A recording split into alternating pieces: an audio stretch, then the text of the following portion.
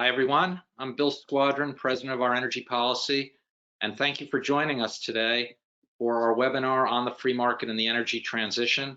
Welcome to all of you. And before we jump in, I do want to call your attention to one thing. As you know, at the bottom part of the hour, we will take your questions. So don't forget that the questions tab on your bar on your dashboard is where to type in your questions, and we will get to as many of them as we can. So if you have questions, please be sure to submit them in writing using that tab on the dashboard. We are really privileged here today to have both introductory remarks by Congressman Grace, which we'll get to in just a second, and a phenomenal panel to discuss this critical issue, which is how the free market really relates to the energy transition that we are all focused on. I do want to thank our partners, and particularly our co-host, the Grace Richardson Fund, for co-hosting today. As you can see there, we have a long and distinguished list of partners who support OEP's mission of engaging in civil and serious dialogue about energy issues with perspectives from all different corners of the energy spectrum. And we're very grateful to our supporters and partners for making this possible. I'm now going to turn this over to opening remarks from Congressman Garrett Grace. He represents Louisiana's 6th Congressional District. He's the ranking member on the Select Committee on the Climate Crisis. He's a leader on energy issues. We're very grateful and pleased to be able to kick off today's discussion with these remarks from Congressman Grace. Hey, it's Congressman Garrett Grace from Louisiana. I appreciate this opportunity to join you at least virtually. The COP26, the UN climate conference that's coming up in November. This is a huge opportunity for us to go and, on the one hand, express our support for the Biden administration to chart a clean energy future for the United States and the globe. But I want to emphasize that second one, and the globe. The Paris Climate Accord that Secretary John Kerry negotiated actually results in an increase in global emissions, not a decrease.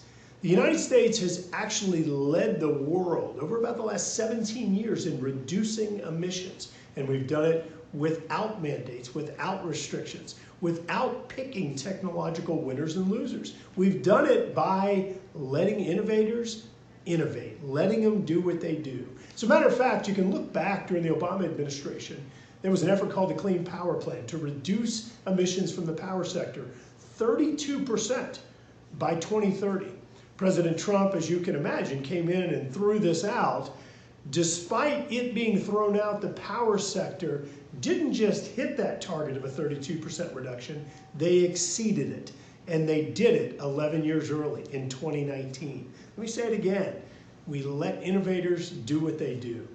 As we move forward in a global strategy to chart a path forward for clean energy, for lower emissions, for a healthy, safe planet, for generations to come, we must move forward in a way that's based upon evidence, that's based upon science. Unfortunately, we've seen over the past few years where climate's become somewhat like a religion, where folks are just moving on faith without anything being tethered to facts or reality.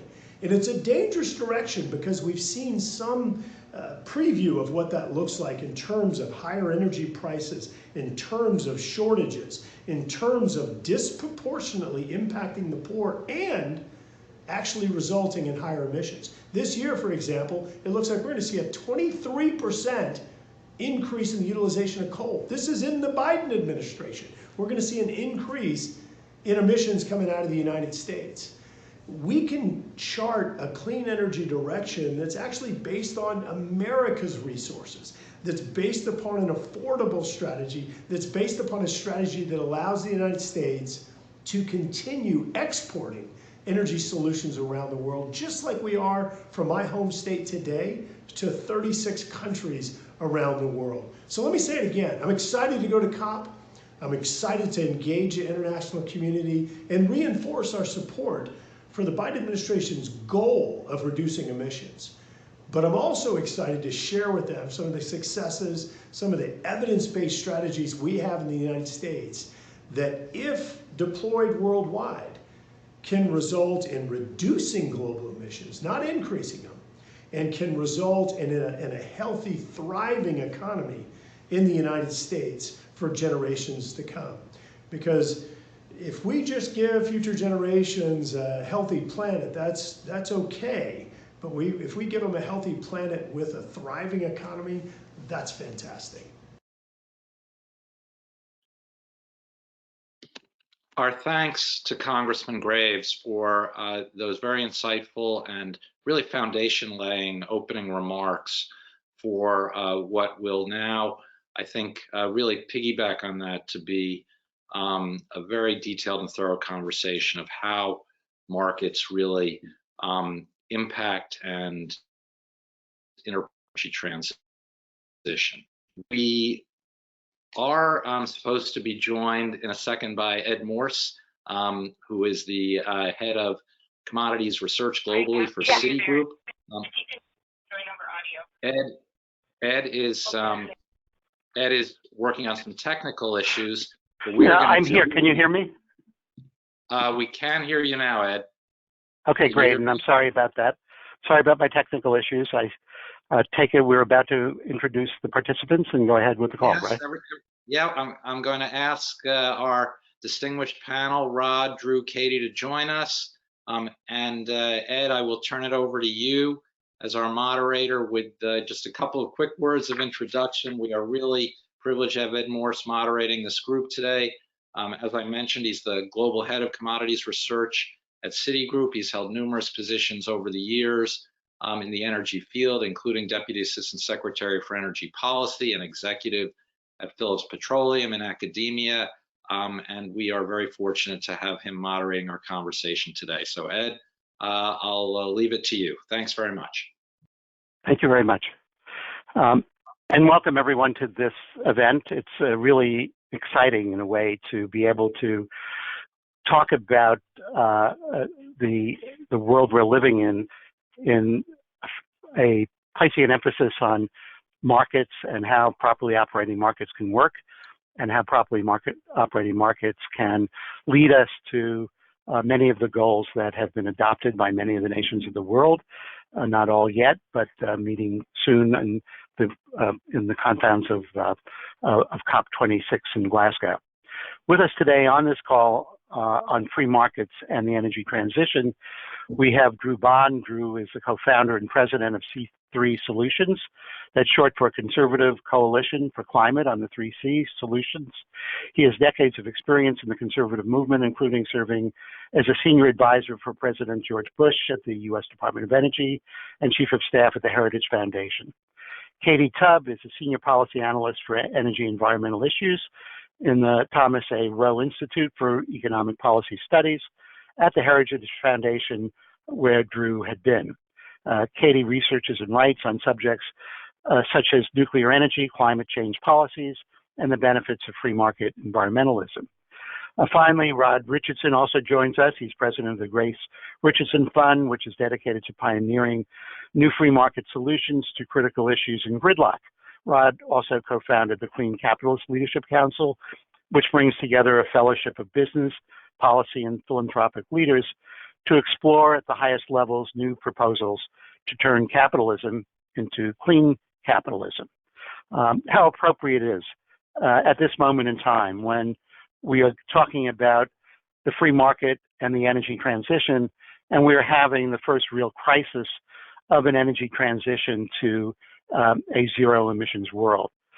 We're seeing this really across the world, least of all in the United States, partly because of the buffer that we have to the outside world, given the fact that the U.S. is more than self-sufficient in natural gas, more than self-sufficient in natural gas liquids, including propane, used for winter heating oil, used as a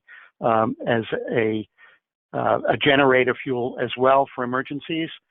And we're virtually self-sufficient in oil as well, as though we're better connected to the world on the oil side than we are on the natural gas side, where there's just so much LNG we can export and our prices have not done what's happened in the rest of the world.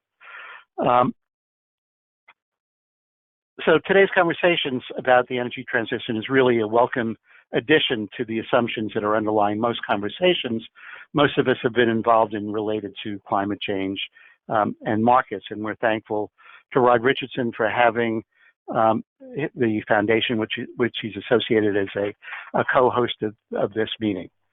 So I'd like to start with each of the panelists, starting with Drew, then Katie, then Rod.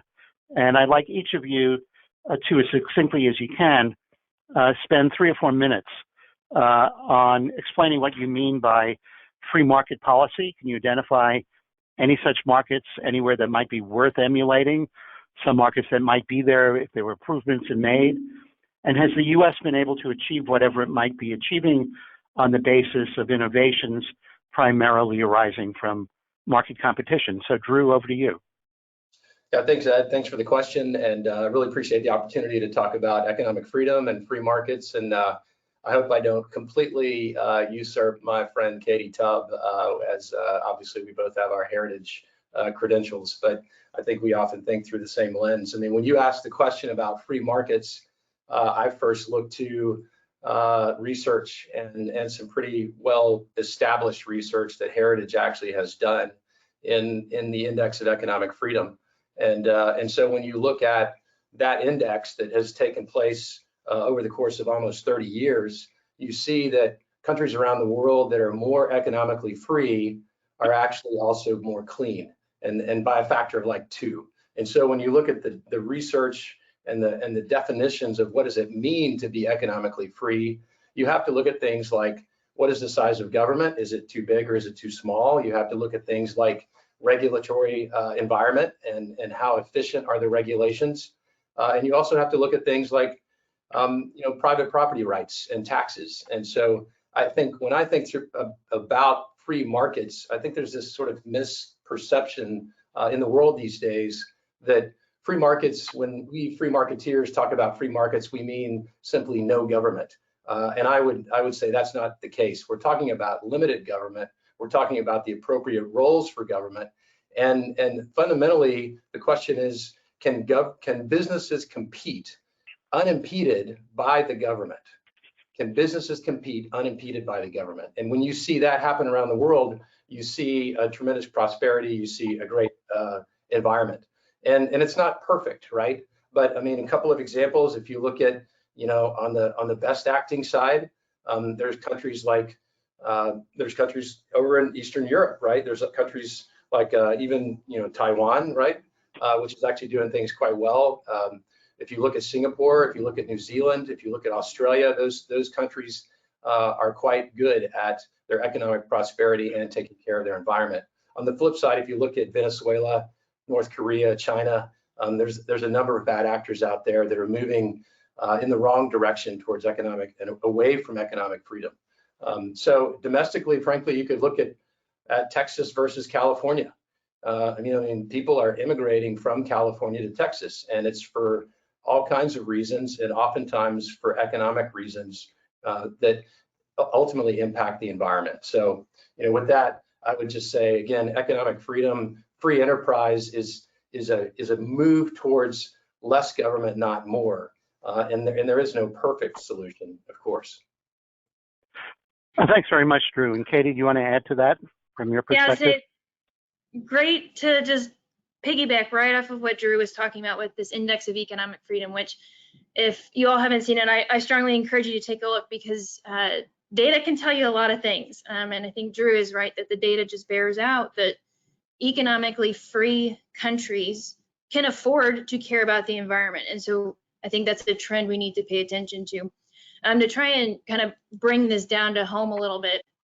So the index covers 12 different metrics, and I'd kind of put them in 4 buckets. One is rule of law, second is size of government, third is regulatory efficiency, and a fourth is open markets. And I want to pull a thread from the rule of law bucket, which is property rights, and how that I think is a really important tool for environmental stewardship. To give you an example, in the United States, I think we all know that Americans can own mineral rights underground. That's distinctly different from Europe. And I think it's because of that property rights connection that we had hydraulic fracturing in the United States. So early 2000s, we're looking at an energy crisis in the United States, low supply, high prices, and that kind of pressure created innovation, which just happened to be cost-effective hydraulic fracturing that made huge amounts of affordable energy all of a sudden available. 2008 is when kind of the watershed moment for that. And that had implications for the environment and the energy sector. So that energy crisis basically disappeared. The US is now the #1 producer of oil and natural gas in the world, which has huge implications for geopolitics and global markets. And I think we're, as you started us off at, I think we're seeing that now. It's attracted a lot of overseas investment in the United States. In the next year or two, we're going to see 3 new hydrocarbon cracking plants open up in the United States, which is great for parts of the country that could use some serious economic reinvestment. And I think we're seeing positive implications in the electricity sector. So again, trying to tie this economic freedom principle of property rights through to the environment, I want to focus on the electricity sector for a second. So Pennsylvania, big boom town for this energy boom, and it also happens to be a competitive electricity market. And so in very short order, we saw a lot of churn in Pennsylvania's electric grid, and natural gas went from basically an irrelevant source of generation to now over half of the state's power generation. That's also had implications for their prices. So Pennsylvania has lower electricity prices than the national average, and it's reduced its state greenhouse gas or carbon dioxide emissions from the electric sector by almost 30%. And that has to do with, again, this idea of property rights leading to a total change in energy markets, leading to good environmental outcomes and affordable energy for Pennsylvanians. And I think another piece to that is Congress responded. So we saw the ban on exporting oil and natural gas lifted, and that again opened up these opportunities to global markets. And we also saw regulatory efficiency in the response of states to address hydraulic fracturing. So by 2012, every state that had some amount of fracking going on had already updated their regulations. So all of those pieces, I think, lead into this bigger picture of, again, what we're trying to communicate about economic freedom and what that means and what it looks like and the implications for both energy and environmental sectors. I think there's a lot of areas to grow in. Example is nuclear energy. I would love to see a lot more economic freedom in the United States around nuclear energy, kind of fitting in that bucket of regulatory efficiency. So maybe we can talk about more of that later, but I think Drew started the conversation off exactly where I would have wanted to go, was this index of economic freedom and how that has huge implications for both energy and environment that I think are very positive. Thanks very much for that, Katie. And you actually opened up a whole bunch of other subjects that we're going to get into, particularly on the electricity side.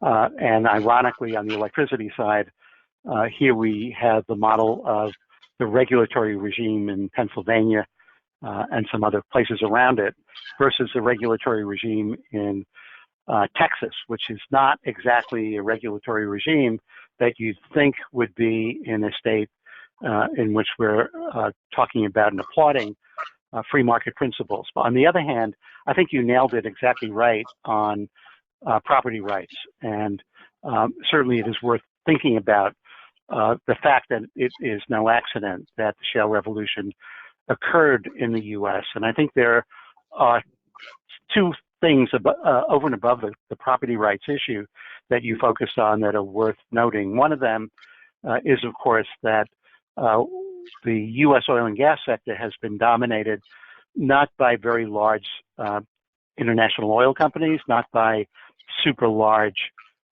independent oil companies that are publicly traded, but but by small publicly traded and entrepreneurial privately owned companies. And there's no doubt in my mind that without the risk taking of the entrepreneurial nature of the U.S. oil and gas patch, that we would not have had that revolution taking place. And then there's a third factor involved too that we should not lose sight of, that I think also feeds in with your arguments, and that is the nature of the financial services sector in the U.S., how diffused it is, how willing it is to take risk along with entrepreneurs, and the capital was there to deal with entrepreneurs who, unlike big oil and gas companies, were not funding their exploration risk through cash flow, but through private investment. So I think those are all things that you said that are worth mulling over. I will say the electricity sector poses some problems, and we'll get into it. But Rod, I'd like you to elaborate to some degree on it. You've been within the Grace Richardson Fund. You've been fostering a set of free market climate policies that really do remove barriers to environmental beneficial innovations and solutions. They include clean tax cuts, clean free trade, and clean free market policies. Concretely, what do you mean by these, and how do these work? Well, there's a very simple definition of free market policy as policies that tend to reduce the barriers faced by harmless beneficial activities. This goes way back to the very first free market policy paradigm that we really had articulated in the Western world, which is laissez-faire, which comes from 16th and 17th century France, before Adam Smith even. And so we're looking at that basic idea of removing the barriers that are faced by the harmless beneficial activities and using that as a policy design principle. And a very good reason to use this, is that, really we have been in a transition over the last decade where you've seen a lot of clean technologies go from basically unprofitable to profitable. And when that happens, it means that, the old policy paradigms that you needed to use, the market-based policies where you're basically trying to create an artificial market for something that's unprofitable. You're trying to beat down the polluters and subsidize the winners. That's no longer the paradigm that we need. If you have competitive, profitable, clean technologies, what you need to do is let them compete. And that is the first important thing to do. And then you step back and you think about incentives and disincentives after you've let them compete. But that letting them compete is the most important thing to do. But in addition to that, you can use, there are a couple of different barriers that they face, and those are tax barriers, trade barriers, anti-competitive barriers, and barriers to innovation. So those are the buckets that we've looked at the Grace Richardson Fund, and with not just us, of course, but through the expert level working groups that we've pulled together around this, and the various scholars and think tanks that have worked with us, like C3 Solutions, for instance, have helped us figure out these ideas. And I'll explain some of these ideas in more detail as we get into it. But clean tax cuts is the idea of removing, reducing the marginal tax rates faced by environmentally beneficial investments, so that it's really kind of a Ronald Reagan supply side tax cut approach, but applied to things that are beneficial. And there are various ways to do this on the equity and debt side. I'll get into that a little bit more as we get into this podcast. But I did want to, circle back and, point out another really great example, not exactly in energy, of private property rights being super important. One of the most, consequential climate policies that the United States has ever introduced is the conservation easement tax deduction. Since that was introduced, first under Ford and then under Reagan, it was expanded. You have seen, around about 30 million acres of forest regrown in the United States. You've seen upwards of 55 million acres being put into conservation. And that's because you have private property rights in land. And you can only use incentives where you have private property rights. And this is true when you have a competitive functioning market. That it's the same thing in electricity. In competitive markets, we have 60% of our markets in this country are competitive, and 40% are not. The competitive markets have decarbonized. There's been a 12.1% decline in carbon emissions in those markets versus 7.3% in the uncompetitive markets. And one of the reasons is that the competitive markets react to incentives. So and there are a lot of other reasons that we can get into too, but it's those private property rights, it's competition that really are key factors in driving the decarbonization in energy and in many other markets too. But that's I'll stop there. But that's definition of free market policy: removing barriers for harmless beneficial activities. It's that simple. Thanks very much. We certainly are going to get back into this in two different ways, time allowing. We're going to, I think, explore further what ways free markets can work in dealing with carbon issues directly, but also on the trading side. But before we get there, I'd like each of you again, and we can do it in reverse order this time, Rod, then Katie, then Drew. COP26 is around the corner. It's going to start on Halloween, for better or worse. It's going to start in a country that's suffering from a non-competitive power generating regulated environment, and one where there have been significant blackouts over the last couple of months. That's just the backdrop of where COP26 is taking place. And I wonder if you had a clean slate on a global meeting like this, what do you think would be the best way to go about organizing for a low carbon world, and indeed a net zero carbon world? So Rod, first to you. Well, let me say that, before I talk about what I hope for, let me just say that I believe that COP26 is going to fail. And I think that it is failing, and climate policy globally is going to continue to fail unless they change their policy paradigm. I think that, you're seeing this in numerous studies that are coming out.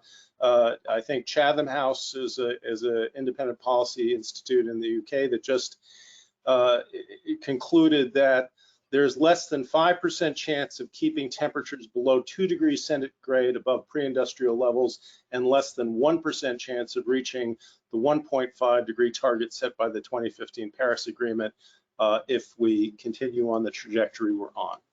I think that these are grim numbers, and I think they reflect, many people who comment about this, such as Greta Thunberg, for instance, blame, the lack of climate ambition, the lack of the willingness to, set ever higher zero emission targets, the lack of willingness to impose stronger market-based policies, higher carbon taxes, carbon border adjustments. If I can go, full free market Greta Thunberg in my own version, I know I lacked the pigtails, but let me just say that, I agree with Greta that the leaders are failing, but they're failing because they're using the wrong paradigms. They're using these market-based paradigms that are punishment-based. They're punitive. They impose costs on people. They raise prices. They raise inflation. They diminish the number of jobs that are available for people. They make it so that throughout the economy, less businesses can succeed because their costs are higher. And they things like the carbon border adjustment will very predictably result in trade wars, shrinking of global trade, higher barriers. My hope is that this is a wake-up call to world leaders. This failure that is occurring is a wake-up call, not to keep pushing the same policies that they're pushing, but to realize that they need free market policies. They need to approach this by removing the barriers to clean free trade. They need to remove the barriers to environmental beneficially goods and services, and they can do this globally. There's ways to, lower the global tax burden on clean investments internationally, which we'll talk about a little bit later. There's a ways to use that to use this as an incentive to break open the closed markets around the world, so that the kinds of innovation that Representative Graves was talking about in the beginning of this webinar, these new technologies, we can do all the innovation we want to. It doesn't do any good if you can't get them into the global markets. It's those developing markets which are going to be driving higher and higher emissions. So we have to be able to get new low emission technologies into those markets, and the only way to do that is to break those markets open, and you'll have to use some very clever strategies that give people benefits rather than hitting them over the head with sticks if we really want to get this job done.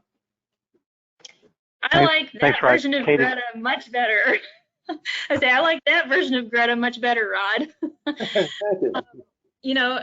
think you are hitting right on the main kind of big points to me. Is I feel like the conversation is in all of the wrong directions, and we're missing an opportunity right now. Well, maybe not missing, it hasn't happened yet. Who knows what'll happen on Halloween? But this energy crisis that the world is grappling with right now, I think is a perfect illustration of what we're driving at and why this matters. I wish I could remember the author's name, but this man talked about the iron law of electricity. And basically his point was, for whatever aspirations governments have put out there, the iron law of electricity is that their people need affordable, reliable energy. And he uses the example of Germany, which has been quite the climate warrior, and to the point where they're shutting down their nuclear power plants and ramping up as fast as they can renewables. And yet when push comes to shove, this iron law of electricity is coming into play, and now they're relying on electricity imports and coal because people need affordable, reliable energy. And it's not just Germany that needs that, it's Africa, it's Asia. And I think that's one of the huge things that have been missing in this conversation in all of the COPs, is how important that is, not just for this grand idea of economic growth, but people's opportunity, ability to live healthy lives, to pursue an education, to provide for their families. I think this gets right down to the ability of an individual to thrive. And I think that's what's been missing in this COP conversation. Personally, I would say another piece that is missing is a more nuanced discussion of climate and what is driving the issue and what the problems or not problems are. And I realize that that is a sidestep from the conversation we're here for today. But this confluence of science and policy and politics is very complicated, and I think it's run away from reality. So I like exactly where you were going, Rod, of these bigger picture solutions that have much more to do with innovation than they do punishment. Because at the end of the day, that doesn't solve anybody's problem when we scale this out to 2100 and we've made zero impact on global temperatures. All we've done is made people poorer. Yeah, if I could, just respond. Yeah, exactly. one of the things that is missing from this conversation is the fact that, you know, the drivers of climate change in the developing world are exactly the same thing as the drivers of poverty, of, you know, pollution, of the lack of women's empowerment, of, you know, human trafficking, black markets, drug cartels. All these things are related, and the COP discussions are not getting those relations right. But all these things are driven by the lack of freedom. You know, freedom would, you know, lead to much faster, more responsive climate solutions, much faster deployment of clean technologies, and the ability to develop. I mean, in the, you know, when you think about this, in the developing world, you have so many countries that have these crony-dominated power sectors that are, you know, they're run by political favorites, and they're, you know, delivering, you know, they're using bunker fuel and coal and things like that, but they're dirty as can be, but they're so badly run. Everybody's stealing everything they can out of the system so that they are delivering energy. Yeah, let's slow down for a minute on this, because, you know, there's a lot of controversial things that you're saying that might have another side to it. But as I said earlier, we're not going to have that much time before we open it up for questions from whoever has dialed into this. But let's go back to the electricity sector. What went wrong in Texas, and what could fix the Texas power grid problems that we saw with $1,000 natural gas prices last year? Here's the state with the, you know, the best credentials on what happens in a free market, the best credentials in terms of how the shale revolution actually did work, in terms not just of the geography and the geology, but of the things that we talked about: private property, entrepreneurial capacity in the leadership of companies, and a financial services sector that provided the capital needed to take the risk. So how does one, if one is living in Texas, reorganize the system to prevent what happened? And how would a freer market have worked to bail them out last winter? Yeah, I think I can try to chime in on that, Ed, and it's a good question. So I, come from that area. I was born in Texas, raised in Oklahoma. I used to work for the Corporation Commission in Oklahoma, and Denise Bodie, lived through electricity restructuring and natural gas unbundling, which really injected additional competition into the system. One of our board advisors at C3 Solutions is Becky Klein, former PUC commissioner, who wrote an article on this very topic. And I think, what you saw when that tragedy happened was there was a whole lot of finger pointing when the oil and gas folks were pointing to the renewables, and the renewables were pointing to the oil and gas. And the reality was that there were some pretty simple things that could have been done to prevent that disaster that just weren't done. And if you put it into one word, it would be called adaptation. And so, this resiliency is another word that's being thrown out there, right? Companies have to be more adaptive. They have to be more resilient. And that means renewables, it means natural gas, it means oil, it means pipelines, it means nuclear.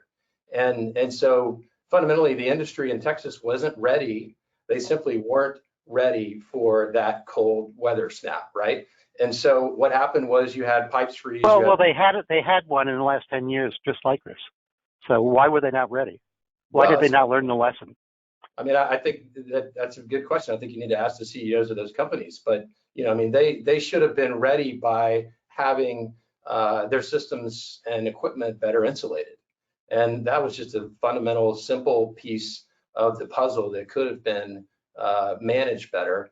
And frankly, I know a number of folks were pointing fingers at ERCOT and them just not being ready to manage such a crisis. So, on the one hand, it was a failure of a government entity not ready for what it should have been ready for. On the other hand, it was a failure of companies also not being as resilient as they need to be. I think weatherization, you brought it up a bit, Drew, and it's a challenge because, in Texas, the problem is heat. That, their big weather event is summertime. And so to weatherize in Texas is, the challenge is to get rid of heat. And then in winter, all of a sudden, you've got these new weather patterns where all of a sudden they're needing to retain heat. So that weatherization I think one thing we learned from the Texas situation is weatherization is important, but it's not simple. You know, there's complexities there depending on where you are in the country. Yeah, I was just really asking you to respond on free markets versus non-free markets, and the failure being that they did an examination. What happened the first time? Yeah. They said it was a 1 in 100 year event, but they also said that the actions that had to be taken, particularly on the insulation side, were required in order to meet this same phenomenon once again. But the governance structure was really what was at fault in it. I have one more free market kind of question before we open it up to other questions, and that is just looking at carbon. So carbon has become a commodity. It has become something priced. We price it in the tax system. Certainly, we have part of the tax code changes that took place in the Trump administration, actually, where carbon allowances are being offered in terms of various kinds of investments, among them being carbon capture, utilization, and sequestration.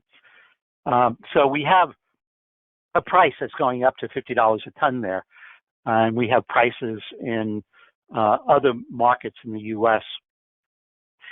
Is that a way to deal in part with the climate crisis? Is there a way to think about free markets together with pricing of carbon, or do you think that there is too much at cost at stake for people to endure with the carbon tax? So if each of you could respond to that, maybe Drew, Katie, Rod, in that order, and then we'll open it up to questions. Yeah, I think it's a good question. As you know, around the carbon tax, how to deal with that. There's, direct carbon taxes. There's this tax and dividend plan, which tries to get around the issue of the carbon tax ultimately being passed on to the consumer. You see a lot of movement in industry and big companies and big company associations who are in favor of a carbon tax. And again, I think for two reasons. One is that it can be passed on to their customers, and two, it gives them political cover. And I'll say three, less skeptical. There are some companies that are legitimately, looking through the lens of climate change and see this as the nearest possible silver bullet. I think to your point, there is already a price on carbon through the regulatory overlay that exists here in the United States. And so we actually have a price on carbon through the myriad of regulations that we impose on all of these companies, whereas many other countries don't. And I think that's part of the challenge when you talk about a carbon tax is we can tax our industry's carbon to death, but that's not going to change what China and Russia and other countries are going to do. And so how to address this question, I would go back to, again, what are we doing to move towards economic freedom, not towards the government? And so as we're moving towards economic freedom, what we see with the data, and again, this just isn't my opinion, it's data that shows that countries become cleaner across the board. And then you deal with all kinds of other issues that Rod was getting into in terms of poverty. More children die of poverty every day than climate change. And so we need to raise those children out of poverty, get those countries out of poverty. And what you see is that then countries have the ability to address their environment and to reduce their carbon emissions and their greenhouse gas emissions. And so I think you can have both. And I think the tax issue is one where many on across the political spectrum, I'll say, are reaching for a silver bullet. And I would say the closest thing you're going to find to a silver bullet is economic freedom. It's reducing government barriers, as Rod's talking about. It's reducing the weight that a government puts on its society by having too much debt. It's reducing taxes, and it's actually helping people encourage private property rights and to succeed through that whole entrepreneurship, success story that we saw with natural gas. Thanks, Drew. I think we're not going to go in that order because I think it's time to open up for questions. We should have done it a few minutes ago, but I'm glad we have all this on the table. So, well, Kevin, are there any questions? If I may, could I please chime in on this, Ed? I think that there's something important to add here. one of the points that we've been making is that, the carbon tax, has a lot of negative implications. And in fact, carbon pricing, as it is generally formulated as basically a burden on the polluters, has a lot of negative political blowback and a lot of negative economic consequences. The alternative, which we have discussed, is and alluded to, which I want to explain a little bit more, is this idea of clean tax cuts, but also combined with reducing the burdens on clean technologies, the anti-competitive burdens and the trade burdens, tariffs, etc. All of those things combined together are a different kind of carbon pricing, right? They actually do price carbon by removing the costs on the non-polluters, and these can be extremely effective.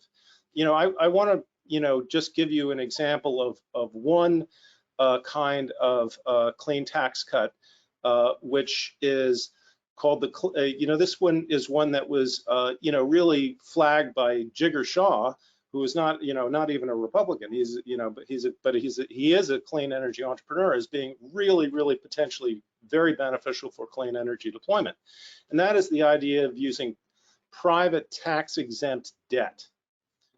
Because if you use private tax exempt debt, it's a very smart way to do it, because you get this leverage effect. You're reducing the cost of capital, the cost of debt, which has bang-on effects for reducing the cost of clean energy. So you're directly, getting away from the same problems that you have with a carbon tax of increasing the price of energy. You're decreasing the price of clean energy. And then at the same time, you're leveraging up, because you're reducing that cost of debt, you're leveraging up the return on equity. And this is extremely important, because for almost all clean infrastructure deployment, these are projects that, many of them are projects where they're raising debt and equity at the same time. So you've got a very smart kind of incentive where you are simultaneously incenting both the debt and the equity, but you're giving up the tax expense where it's very low on the debt side and raking in tax revenue where it's very high on the equity side. So if you have a 50-50 capital stack, just think about this. The US return on debt over the last decade was around 4%. The US return on equity was around 13.6. If we use those numbers, then from these projects where you're raising new equity, new debt at the same time, you're taking in 350% more tax revenue on the equity side than you're giving up on debt. But the interesting thing about these is that you could potentially use this as an internationally reciprocal incentive between nations, right? You could use this as an incentive to open up markets, right? We will allow tax-advantaged investment to your clean infrastructure deployment in the developing country, and you guys can invest in us in the same way. But the only thing is, we have to have open markets to do that. We have to have a market where people can come into the market and bid. You have to have so you use these as incentives to open up markets. If you do that, this is basically, I think, the holy grail for how to unlock trillions and trillions of dollars of clean investment globally that we need for the energy transition. This is an alternative to carbon taxes and the carbon border adjustment mechanism. This is a way to combine the clean tax cuts, clean free trade, clean competition all together in one policy, and right. It's why it makes it so powerful. No, I think you've nailed something there. It's like the use of the most favored nation treatment that got to a liberalized world by having a whole bunch of bilateral agreements turn multilateral and opening up world trade and world economic growth and prosperity several decades ago. But now, Kevin, over to you to see what the questions are.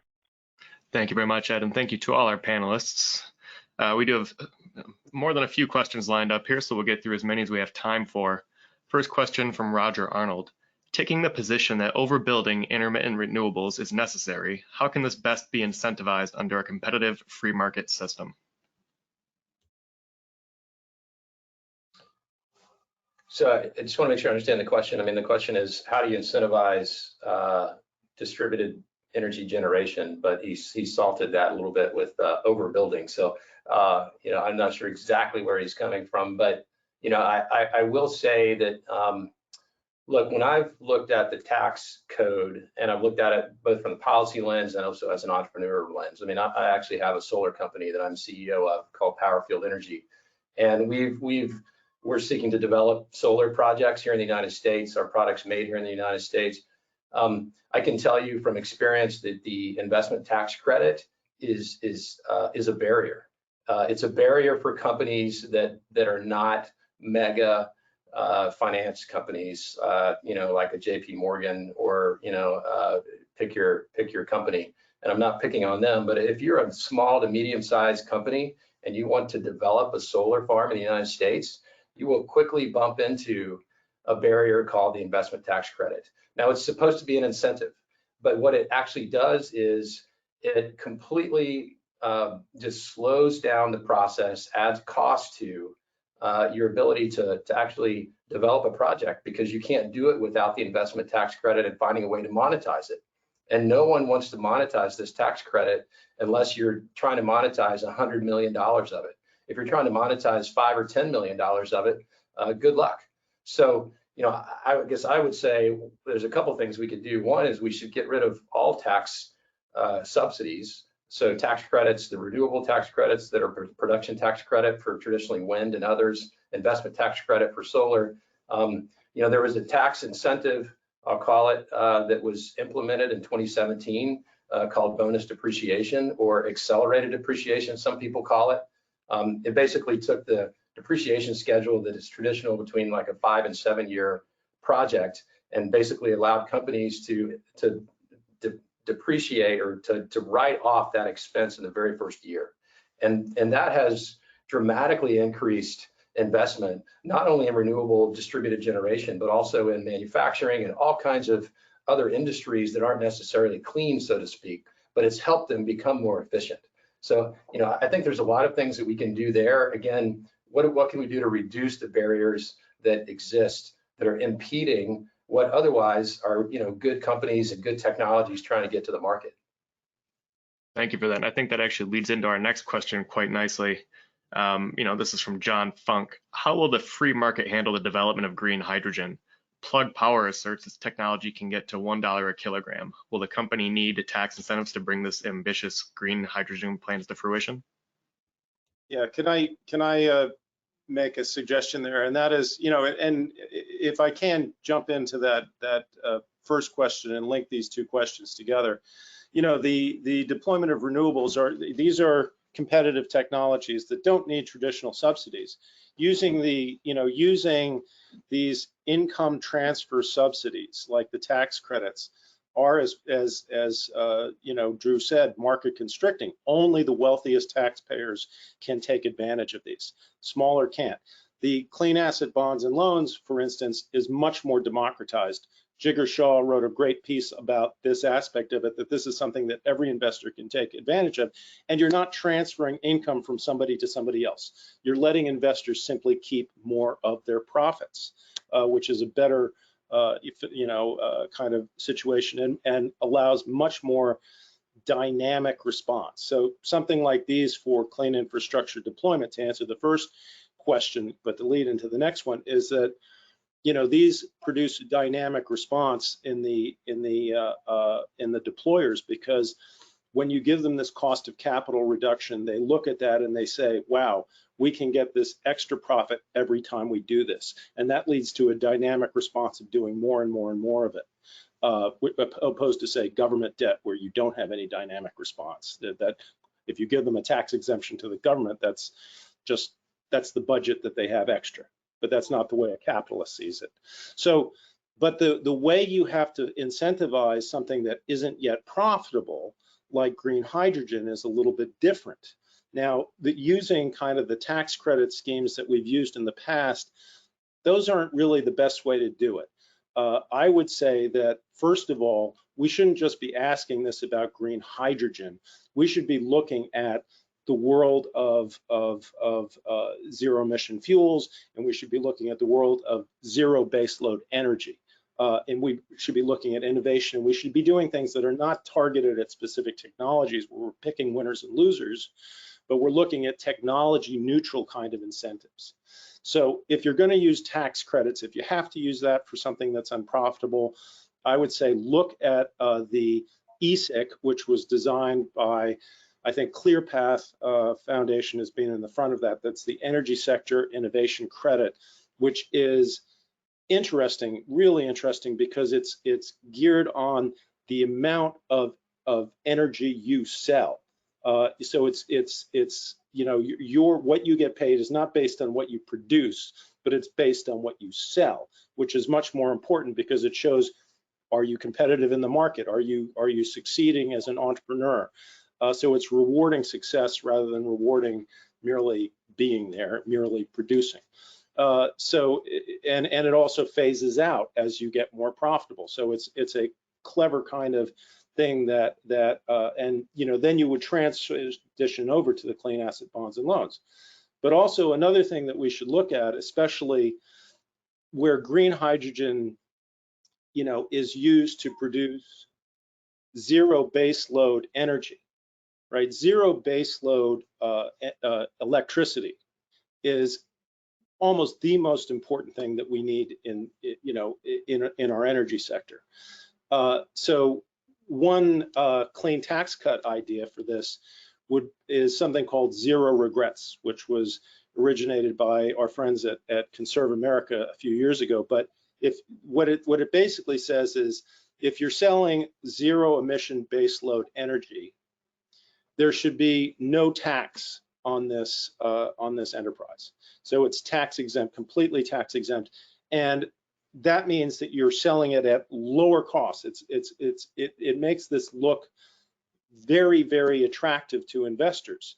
They're not going to be taxed, right? So it isn't really a big tax expense for the federal government when you consider that energy is, you know, a commodity that everybody buys, and therefore the lower costs that you're passing on to the consumer result in more jobs. It results in more businesses that are able to be profitable and more businesses that are able to start, that pencil out. So you'll see a boost in economic activity, broadening of the economic base. You'll pick up your tax revenue from that rather than from this, and it's a great way to boost, you know, zero emission baseload in a technology neutral way. Thank you very much, Rod. We do have time for one more, it looks like. This is from Ken Silverstein. First, is there agreement that climate change is real and it is a threat to global security? Second, is not Joe Biden's plan somewhat free market based? That is, it rewards utilities for making the switch to cleaner burning fuels. How does that differ from reducing their taxes? Yeah, I'd be happy to take that. Look, we at C3 Solutions believe that climate change is real. Certainly there's a man-made aspect to it and a natural aspect to it. Largely, it's clear that, you know, carbon emissions, greenhouse gas emissions do impact the environment. And so we're not shy about that. We've got, you know, conservative and climate in our name.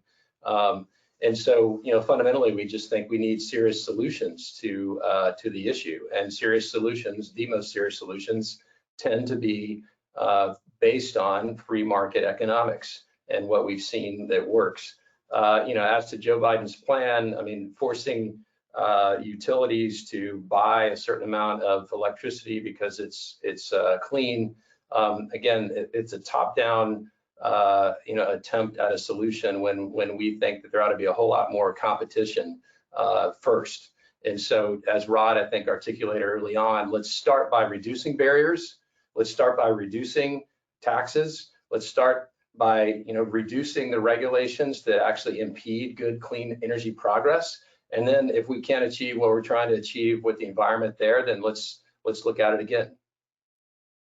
Yeah, I'm not sure what is free market about transferring trillions of dollars of wealth from the taxpayer to specific energy companies. And as for the climate question, you know, I think it's evident that the Earth has warmed, that people have contributed to that warming. But I am very skeptical about the projections of warming and whether that's catastrophic or problematic.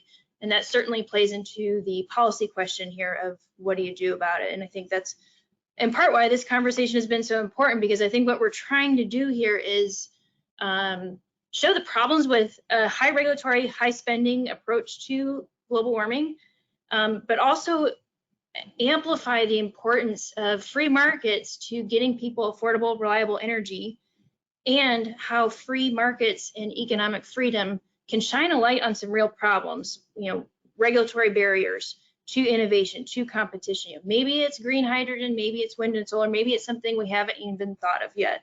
And I think that's where we're trying to shine the light, is to say, look, we don't know all the answers. Let's put our trust in the dispersed creativity of people to solve problems, which I think we've been doing really well for centuries. And I think that's part of the key to the next century. So I hope that's where the conversation keeps moving, is what are the barriers to solving challenges, whatever they look like in the next century. I Well, would, Rod, can I just have to jump in here. Just to real quickly, Rod, because we need to wrap up. Sure, I agree with the first part of the question there. That climate is a threat to our planet, and to climate change is a threat to security. But more importantly, the lack of freedom is also a threat to security and a driver of climate change. So you have to understand that globally, that lack of freedom is also driving climate change, the lack of competition. So I would say that if you really want to hit multiple nails on the head and solve multiple problems at the same time, attack climate change by expanding freedom in a smart way, and you'll have much better outcomes overall, rather than pursuing policies of just mandates and taxes and regulations and things like that. That's not going to cut it. Thank you. I hate to jump in, because this has been a fascinating conversation that we could obviously continue for hours, and I just want to thank all of you, Drew, Rod, Katie, and Ed, of course, for moderating the discussion. I mean, it's been a fascinating conversation, clearly foreshadowing many discussions that are going to be taking place at the COP meetings over the next few weeks. And so we are really grateful to all of you for taking your time, to everyone in our audience for joining us today. We look forward to your comments as well. I know we couldn't get to all your questions, but we will definitely try to engage any questions that you submit in and get you responses. I really want to thank our co-host, the Grace Richardson Fund, for supporting this, all of our partners for all of their work supporting this. Wish all of you a great week. And of course, this is going to be an important few weeks and month coming up as these conversations really percolate. And, we're just very appreciative to all of our panelists for such an insightful and interesting discussion today. So thanks to all of you. Have a great week, and we'll look forward to seeing you soon. Rod, Drew, Katie, and Ed, thank you again. Thank you, Bill. Thank you very much. OEP is an amazingly great organization. What you do is, getting this kind of discussion going is fantastic. Great. Thanks, and thanks to everyone who's joined us today. Have a great week. Thank you.